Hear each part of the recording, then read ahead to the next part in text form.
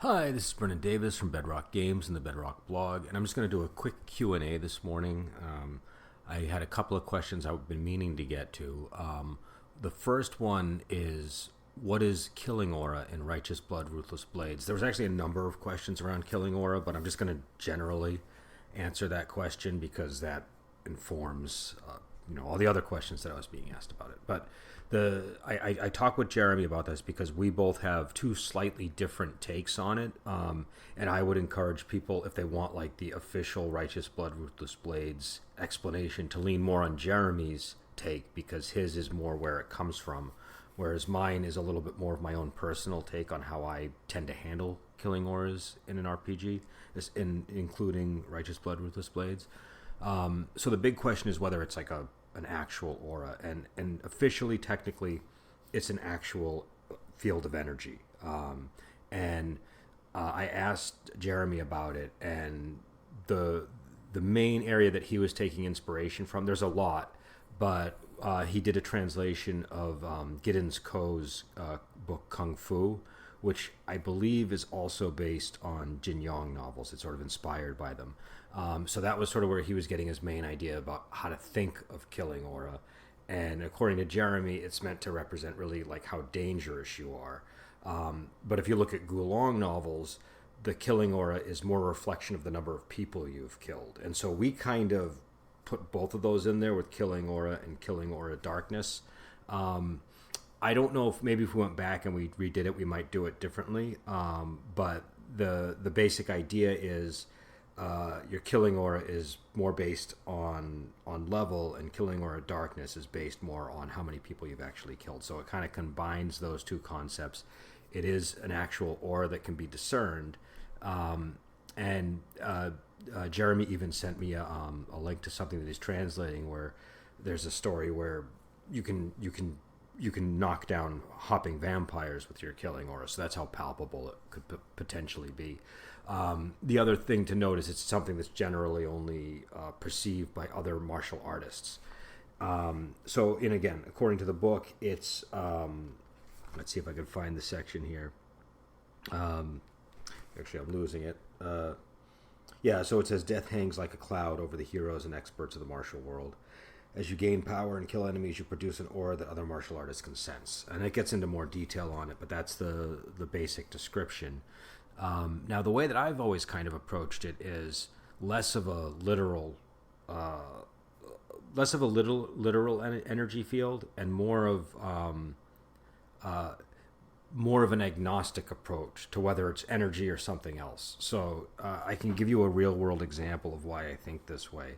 I don't often bring in my own martial arts into the games that I work on that have martial arts in them. I find it more freeing to not think that way.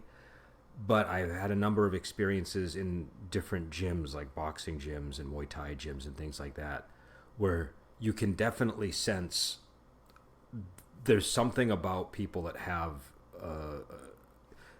experience fighting where you can kind of sense it. And there's also there's like an energy that people radiate. I don't mean literal energy. I just mean there's like a vibe that people will give off that just you instinctually know this person is dangerous.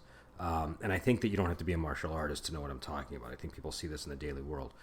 But one example that really leaps to mind from my own experiences, I was at a boxing gym, and I wasn't a fighter. I was just sparring in the ring, and there was a number of fighters at the gym, and one of them got in the ring. And I don't know if you've ever been to a boxing gym or not, but there is like a hierarchy in a boxing gym where the fighters occupy a much higher position than like the people that are just there training to spar or whatever. And then even among the fighters, I think they have their own hierarchy. But I sensed this like energy behind me. I didn't even know the guy got in the ring, but I just sensed I just got uncomfortable, and I sensed this energy.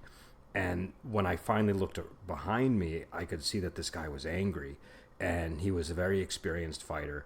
And apparently what he was upset about was there were non-fighters in the ring, and we were taking up time that he thought was better used by the fighters. And he was getting really agitated, which I wouldn't have known because my back was to him.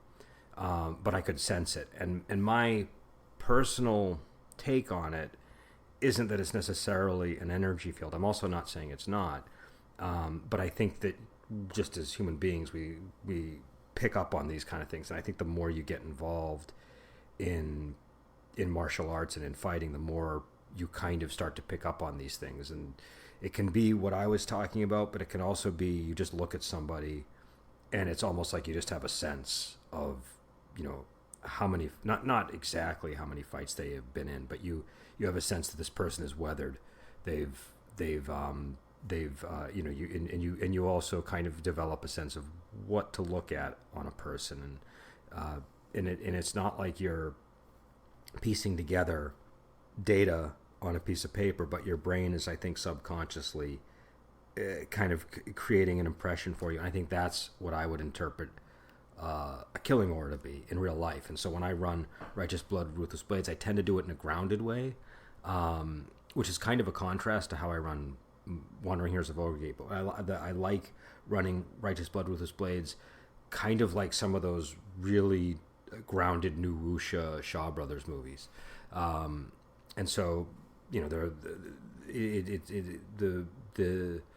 supernatural elements might be there, but they're subdued. And so that's how I tend to approach it. But I have to emphasize that's just my own personal take. That's not the official way that Killing Aura is handled in the game. What I told you before I started speaking about my own thoughts on it, that's really more by the book. What Killing Aura means. That's more what it means in the genre. And so I want to distinguish between those two things. And the reason why I'm giving sort of the official version and the version that Jeremy tried to convey to me, and if I got any of that wrong, I apologize. So hopefully, if any of my details were off, Jeremy can weigh in somewhere and clarify things. But the reason I gave those contrasting views is because I wanted people to understand that you don't always have to ask us how something operates in the game. I mean, if there's a lack of clarity on something and you need clarity, definitely ask us. We're always happy to answer these questions. But I want people to feel free enough that they can interpret Killing Aura on their own. Like maybe they're reading wuxia books by a different author, and that author approaches Killing Aura in a different way, and they think that's really cool and they want to do that. They should be free to do that. My whole philosophy about wuxia in RPGs is it's all about your own personal passion about the genre and what you want to sort of latch on to. Every RPG is going to be a little bit different, and it's really a question of what wuxia are you looking at and what resonates with you within that. And Righteous Blood, Ruthless Blades, one of its advantages is it's rules light enough that I think you can be flexible with a lot of these different elements, and you can apply them in different ways. And I always encourage people to do that. And also I definitely would encourage people to take a look at Jeremy's translations. And I mentioned the Giddens Co. Kung Fu book. That would be a good one to take a look at. Also, any of the Gulong books would obviously be a good choice too. So moving on to the next topic. And this is one I've gotten before. I might have answered in various ways before, but I want to address it again because I get asked this a lot. Is Wandering Heroes of Ogregate Xianxia RPG? In the introduction to Wandering Heroes of Ogregate, I don't have it right in front of me, so I'm just going to go by memory. But in the introduction, I mention that it's a wuxia game, but it also brings in elements of Xianxia, and I think I talk about some other genres that it brings in. And I've seen people mention Wandering Heroes of Ogregate as a Xianxia game. I don't view it as a Xianxia game. I think that it has some elements of it, but Xianxia is a genre that has these power levels that just so far exceed. Like I just recently statted the Enlightened Goddess, who's the top deity in Wandering Heroes of Ogregate. I don't think she even gets quite close to the upper levels of a Xianxia story. She's much more in line with more traditional Chinese myth than with some of the stuff that you see in Xianxia. So when I use that language in Wandering Heroes of Ogregate, where I was coming from is I was writing it in, I think, 2012, 2013 is when I started. And at that time and the years leading up to that, if you were watching a lot of wuxia series, like a lot of Chinese wuxia series, even movies, but mostly the wuxia series, there were a lot of conversations among fans where some people were upset that more magical elements and special effects, like magical special effects elements, were being emphasized in the shows. And people often describe that as Xianxia. And so Xianxia became, in this like band of time that I'm talking about, in this one section of the internet where people were talking about, wuxia TV series and Chinese drama series, it became kind of a shorthand for wuxia that has more fantasy elements in it. And so when I said Xianxia in that instance, that's really what I was talking about. But so I just wanted to be clear about that. That said, it certainly, has a foundation that you can use to build up a Xianxia game, but you would have to go up to such a much higher level, because the profound levels, like realistically, I've been working on the new Profound Masters of Ogre Gate, and I can get up to about a Chi rank 100, and when I start going higher than that, things really start to get crazy. I've been experimenting with different things, but I think the overall cosmology of Wandering Heroes of Ogre Gate, in terms of the supernatural elements, is a little bit more in line with like Journey to the West, and so that's about the range. So if the Xianxia you're thinking of is within the range of Journey to the West, then yes, I would say it's feasible. But if you're thinking something much grander, then that's the game isn't going to accommodate that, in my opinion. I'd be interested if people have tried running, if like they're like, I'm much more interested in wuxia and Chinese horror movies and like Pu Song Ling type stuff, and things like Journey to the West, or Warriors of Zoo Mountain, that type of thing. So my interest in Xianxia is more like what you might call proto Xianxia. But if people are really big fans, I have some Xianxia fans in my groups, and if people are fans and they have done anything to tweak Ogre Gate to make it more amenable to like proper Xianxia, I'd be curious to see it. And feel free to post it on our Discord or whatever. We have a homebrew section, and I encourage people to go there and post homebrew stuff. That's one of the reasons why the kung fu techniques are all in the public domain. So that, I hope that answers your question. The other thing I wanted to say, because I got somebody asked me something about the kung fu techniques, and I think there's a little bit of confusion out on the internet about them, because some people seem to think that there's that the mechanics are totally open. The Righteous Blood Ruthless Blade system was trying to address a problem that I found in Ogre Gate for some GMs, which is the abundance of techniques that you have, and the abundance of techniques in the book made it really hard for a GM who's trying to run 8 different characters with a bunch of different kung fu techniques.